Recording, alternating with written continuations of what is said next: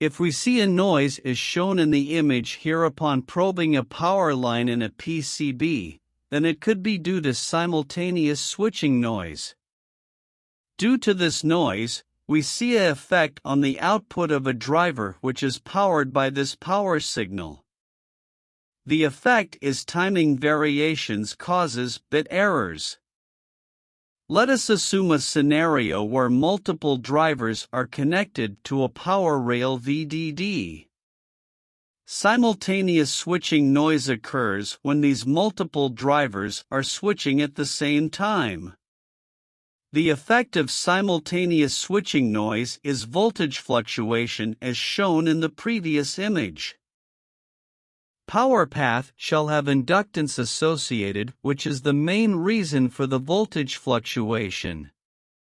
The changing current in the inductive path produces voltage drop causing voltage variation of the power rail.